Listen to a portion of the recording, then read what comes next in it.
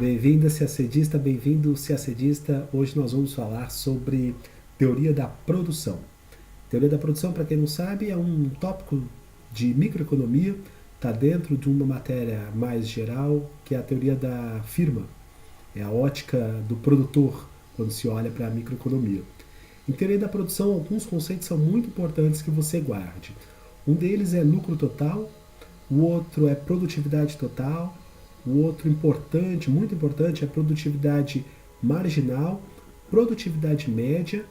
É importante a gente falar também, no caso do curto prazo, da lei de rendimento decrescentes. No caso do longo prazo, é muito importante que a gente guarde o conceito de isoquantas e de taxa marginal de substituição técnica. E dentro também de teoria da produção, acho legal a gente pensar em economia de escala, economia crescente de escala, economia decrescente de escala e economia constante de escala. Em relação a um item digital que é muito importante, é o rendimento de fator. O rendimento de fator está bastante associado com a ideia de isoquanta. Bem, vamos lá. Lucro total. Lucro total, longe do que muita gente acha que é, lucro total não é maximização de receita, lucro total também não é redução do custo total.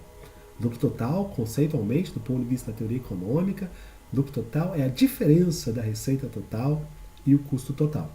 Vou repetir, lucro total é uma diferença da receita total e do custo total. Produtividade total, aí sim, fatores de produção vezes a quantidade produzida. Produtividade média, um conceito econômico também um pouco diferente do que se ouve por aí. Geralmente a gente fala em produtividade média do fator, produtividade média da mão de obra, produtividade média do capital. E aí você vai pegar a produção total e vai dividir pela quantidade do fator. Então, é a produção total pela quantidade de mão de obra, ou se você quiser pensar na produtividade média do capital, é a produtividade total pela quantidade de capital. Produtividade marginal, como trazem os conceitos sobre marginalidade, é aquela produtividade da unidade a mais será produzida.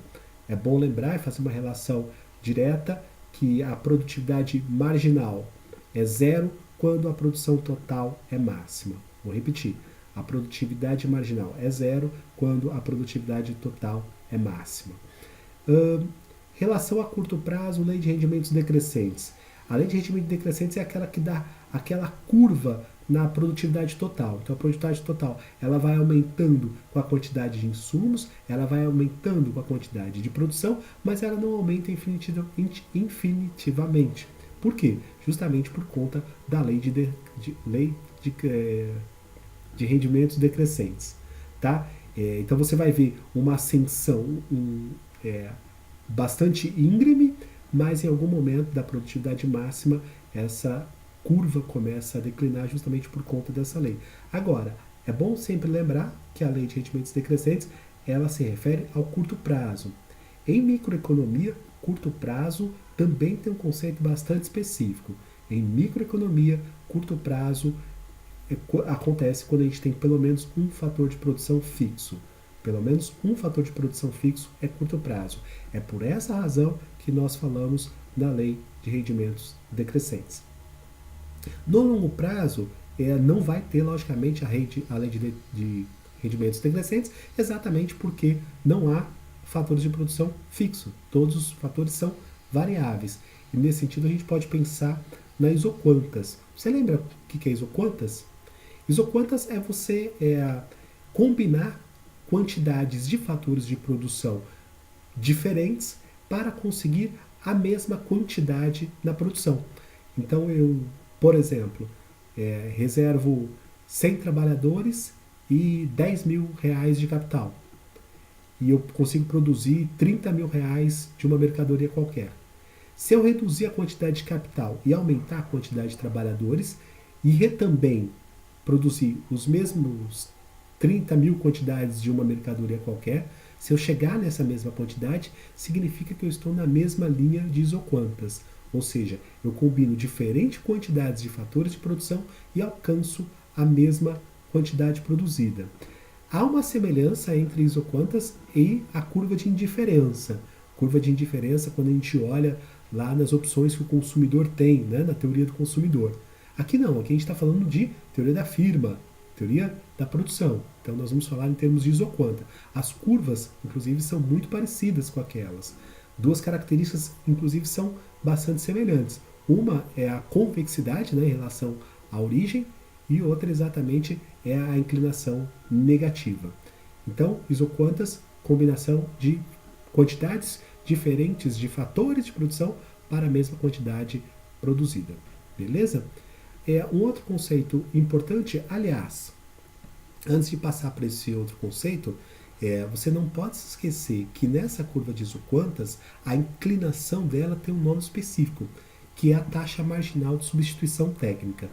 Não me lembro de ter visto cair na prova, mas fica aí mais um conceito. A inclinação da curva de isoquanta é calculada pela taxa marginal de substituição técnica. Beleza?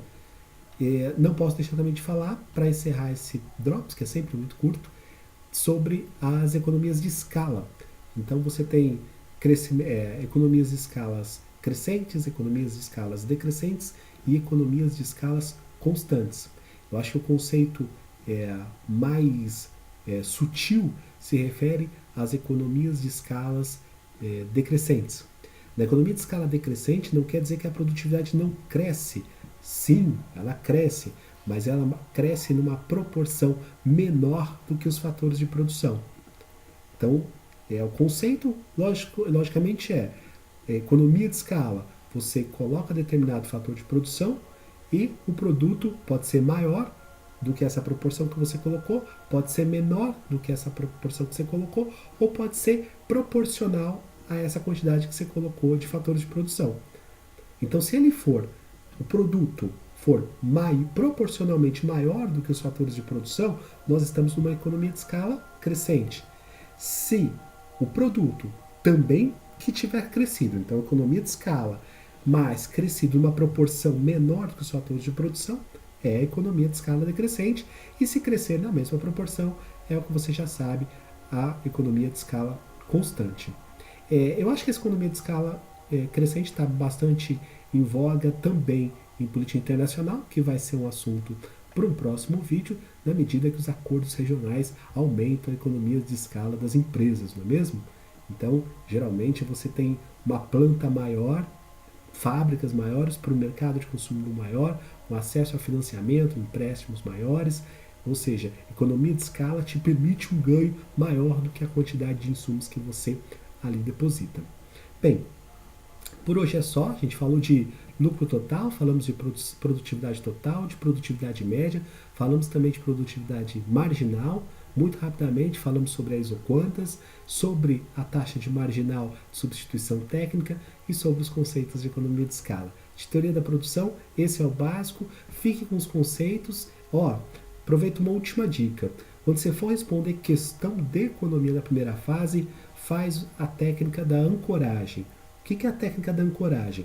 Pega esses conceitos, por exemplo, esses de teoria da produção que a gente escreveu agora, que a gente conversou agora, e se eventualmente eles aparecerem na sua prova, antes de você responder o item, ancora esse conceito na prova. Ou seja, pega ali do lado e escreve. Se você escrever o conceito do lado da questão, garanto que você não erra a questão. Você pode até não acertar, porque pode ser que você não conheça o conceito, mas errar certamente você não erra.